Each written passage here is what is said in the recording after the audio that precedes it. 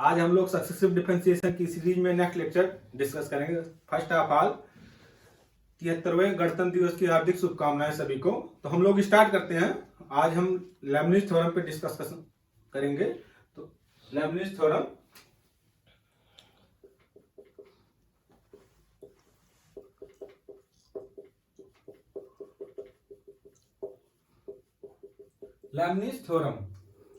Lebanese कौन थे? Lebanese थे फॉरेन मैथमेटिशियन थे। इन्होंने एक थ्योरम दिया, तब से इन्हीं के नाम से लेबनिज थ्योरम चल रही है। इन्होंने क्या बताया था? इन्होंने बताया था कि कोई दो फंक्शन है, प्रोडक्ट में है, उनका अगर डायरेक्ट एनवा डेरिवेटिव निकालना है तो इन्होंने एक फार्मूला डिजाइन किया, डायरेक्ट एनवा डेरिवेटिव फाइंड कर सकते हैं। तो ये फार्मूला बहुत यूज होता है डायरेक्ट एनवा डेरिवेटिव फाइंड का। तो पहले हम लोग लिख लेते हैं क्या इन्होंने कहाँ यूज दिया इसका। This theorem is used for finding the nth derivative of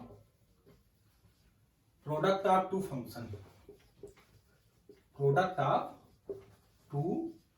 functions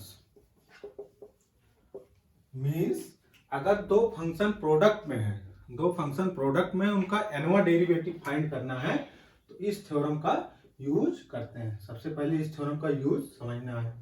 अब क्या इन्होंने बताया, स्टेटमेंट देखो। स्टेटमेंट इन्होंने बताया कि अगर u और v, if u and v are functions of x हैं, इन्होंने फार्मूला डिजाइन किया कि nth derivative of u v equal to nth derivative of u into v plus nc1 n minus ओनथ derivative of u into first derivative of v plus nc2 n minus toward derivative of u into second derivative of v plus nc3 n minus थ्रीयड derivative of u into third derivative of v and so on. Last में ncn आएगा, ncn और n minus one n minus n होगा यहाँ तो mean zero, तो u into n derivative of v। इसका means क्या है देखो। फर्स्ट में यहाँ nc0 है, लिखा नहीं गया है। nc0 nc1 nc2 nc3 nc4 and so on. Last में ncn है देखो। यहाँ nc0 लिख सकते हो, उसकी वैल्यू 1 होती है, लिखा नहीं है। nc0 nc1 nc2 nc3 up to nc1 देखो। यहाँ भी लिखा है, फिर फर्स्ट डेरिवेटिव ऑफ v है, फिर एक एक बढ़ रहा है,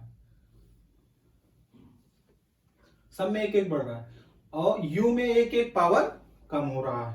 n minus one derivative, n minus two derivative, n minus three, last में n माइनस n डेरिवेटिव मतलब जीरो, तो u आ गया।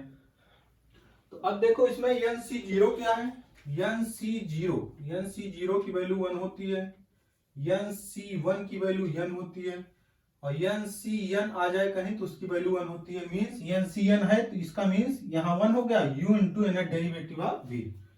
nc2 की वैल्यू क्या होती है, n into n minus one upon 2 factorial 2 into 1। nc3 की value n minus one n minus 2 upon 3 factorial 3 into 2 into 1। तो ऐसे वैल्यू हम लोग निकाल के इसमें वैल्यू पुट कर देते हैं तो डायरेक्ट आ जाता है। अब एक चीज इसमें और ध्यान रखना है कि हमेशा लेबनिज थ्योरम में x के पावर को भी मानते हैं, x के पावर को हमेशा भी मानते हैं। रिमार्क, इस पे गौर करने वाली चीज है, इस पे ध्यान देना। अगर कोई दो फंक्शन है x के फॉर्म में और दूसरा कोई फंक्शन है तो x के पावर को हमेशा भी मानोगे, x के पावर को क्या मानोगे, भी मानोगे। In Leibniz theorem we put powers of x by v। क्यों भी मानते हैं? क्योंकि हम चेक करते हैं कितने टर्म तक एक्सपांड कर रही है।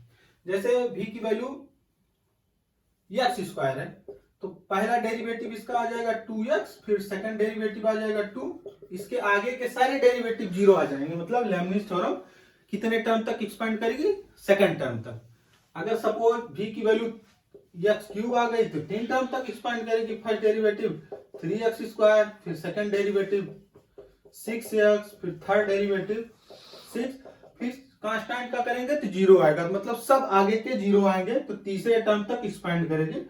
तो इसको करने से हम चेक कर लेते हैं कितने टर्म तक लेबनिज थ्योरम एक्सपेंड कर रही है। तो आज के लेक्चर में हम यहीं तक करते हैं, फिर नेक्स्ट लेक्चर में इस पे बेस्ड क्वेश्चन सॉल्व करेंगे। Thank you.